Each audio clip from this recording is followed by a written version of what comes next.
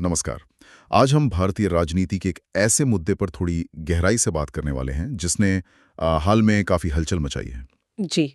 यह है कांग्रेस नेता और लोकसभा में विपक्ष के नेता राहुल गांधी के वो आरोप 2024 लोकसभा चुनावों को लेकर, जिसे वो कह रहे हैं वोट चोरी। हाँ, ये शब्द काफी वजनदार है, वोट चोरी। बिल्कुल। तो हमारे पास इसी विषय पर एक YouTube वीडियो स्क्रिप्ट का ड्राफ्ट है जो इसके कई पहलू सामने रखता है।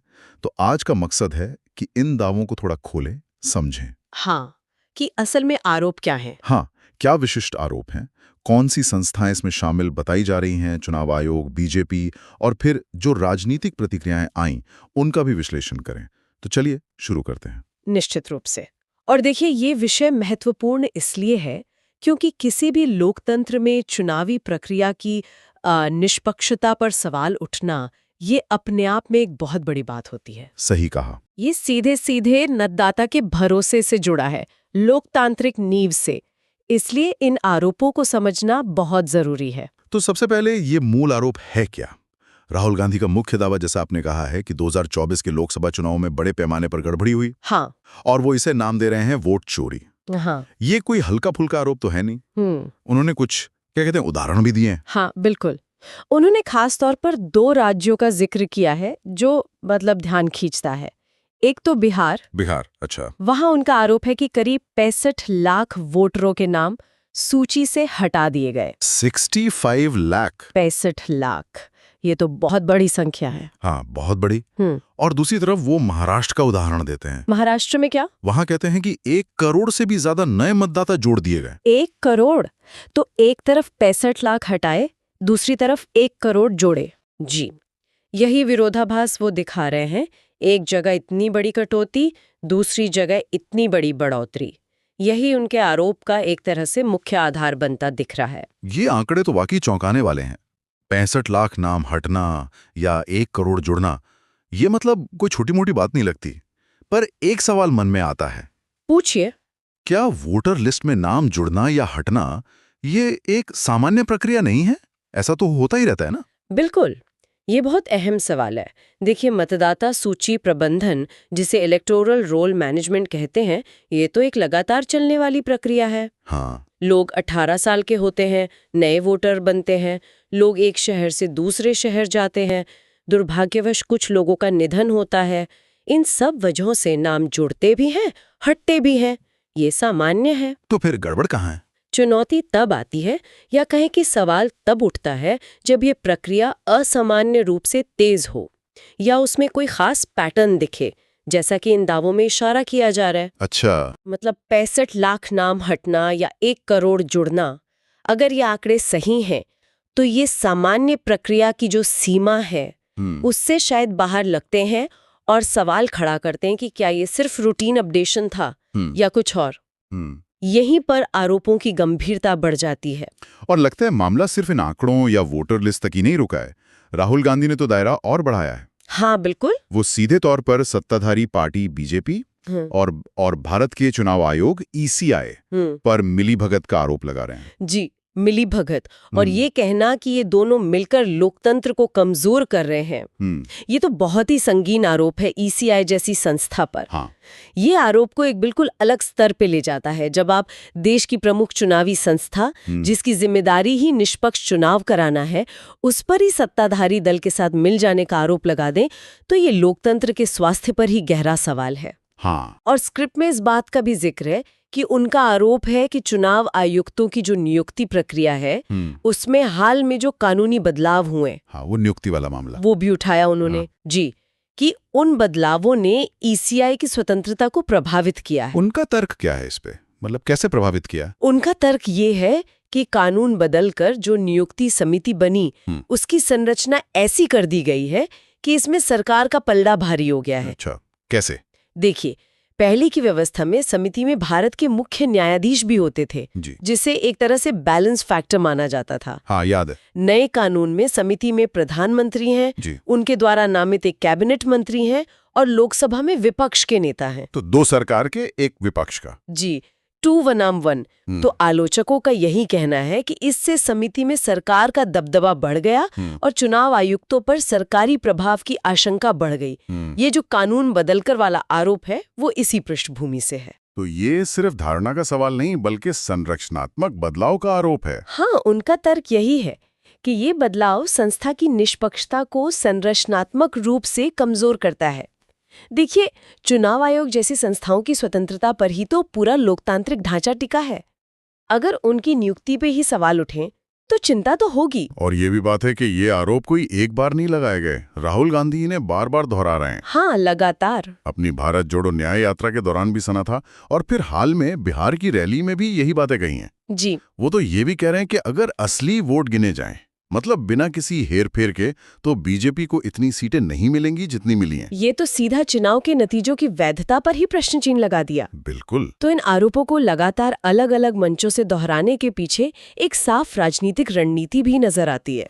क्या रणनीति हो सकती है इसके पीछे? देखिए, ऐसा करके विपक्ष, खासकर कांग्रेस, चुनावी प्रक्रिया की निष्पक्षता को लेकर एक नैरेटिव, एक विमर्श खड़ा करने की कोशिश कर सकती है। इसके कई मकसद हो सकते हैं। अपने समर्थकों को समझाना कि नतीजे उम्मीद के मुताबिक क्यों नहीं आए, सत्ताधारी दल पर दबाव बनाना, या फिर भविष्य के चुनावों के लिए कार्यकर्ताओं में एक जोश भरना कि देखो सिस्टम में गड़बड़ है, हमें ज्यादा सतर्क रहना है। अच्छा। बार बार एक ही आरोप दोहराने से क्या होता है कि चाहे वो साबित हो या ना हो, वो पब्लिक डिबेट का हिस्सा बन जाता है। लोगों के मन में एक सवाल तो पैदा कर ही सकता है। लेकिन क्या इसे सिर्फ राजनीतिक रणनीति कहकर खारिज कर देना ठीक होगा, खासकर जब इतने बड़े पैमाने पर, मतलब 65 लाख, 1 करोड़ ऐसे आंकड़ों के साथ आरोप लग रहे हो? नहीं, ये बहुत वाजिब सवाल है। देखिए, राजनीति में हर बयान के पीछे रणनीति तो होती ही है, लेकिन इसका मतलब ये नहीं कि बयान में उठाए गए मुद्दे पूरी तरह बेबुनियाद हों। हाँ। आंकड़ों की गंभीरता अगर वो सही है और ईसीआई जैसी संस्था पर लगे आरोपों को सिर्फ राजनीतिक कहकर नजरअंदाज नहीं किया जा सकता। सही बात है। हो सकता है रणनीति हो, लेकिन क्या उस रणनीति को किसी असल मुद्दे या कमजोरी का सहारा मिल रहा है, ये देखने वाली बात है। क्या ऐसी रणनीतियां सिर्फ हवा में कामयाब हो सकती हैं? शायद नहीं। तो मतलब रणनीति वाले पहलू को समझे, लेकिन आरोपों के कंटेंट को भी गंभीरता से लेना होगा। बिल्कुल, हमें उसके मूल तत्व को गंभीरता से लेना होगा। जाहिर है, इतने गंभीर आरोपों पर प्रतिक्रियाएं भी वैसी तीखी आई हैं। बीजेपी नेताओं ने तो सीधा हमला बोला है। हाँ, अपेक्षित था। स्क्रिप्ट बताती है कि उन्हें सीरियल लायर कहा गया, मतलब बार बार झूठ बोलने वाला, और स्पॉइल्ड ब्रैट यानी बिगड़ा हुआ बच्चा तक कह दिया। तो बीजेपी का स्टैंड तो साफ है कि सब बेबुनियाद है, हार की हताशा है। जी, बीजेपी की प्रतिक्रिया काफी आक्रामक रही है। वो इसे अपनी जीत पर, सरकार की वैधता पर सीधा हमला मान रहे हैं और इसे राहुल गांधी की, आप कह सकती हैं, राजनीतिक अपरिपक्वता या हताशा के तौर पर पेश कर रहे हैं। ये एक तरह की डिफेंसिव रणनीति है। हाँ, एक मानक राजनीतिक बचाव की रणनीति कह सकते हैं कि आरोप लगाने वाले की ही विश्वसनीयता पर सवाल उठा दो। लेकिन एक दिलचस्प बात और है, प्रतिक्रियाएं सिर्फ खंडन या हमले तक ही सीमित नहीं है, कुछ और भी आवाजें उठी हैं। अच्छा, जैसे महाराष्ट्र नवनिर्माण सेना MNS के प्रमुख राज ठाकरे, वो तो बीजेपी के सहयोगी भी रहे हैं। हाँ, रहे हैं। उन्होंने इन आरोपों की जांच की मांग कर दी है। ये थोड़ा अलग स्टैंड है। अरे वाह, ये वाकई दिलचस्प है।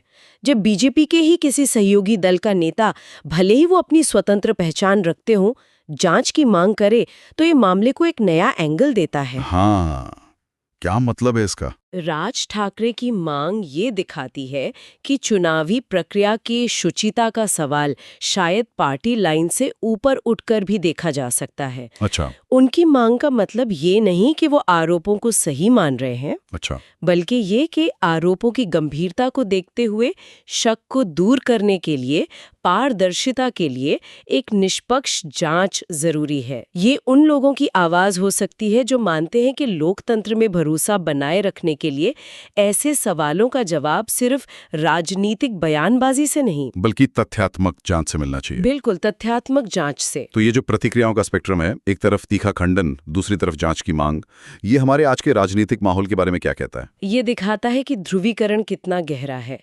एक पक्ष आरोपों को फौरन खारिज कर रहा है, दूसरा पक्ष इसे एक मौके की तरह देख रहा है सत्ताधारी दल को घेरने के लिए।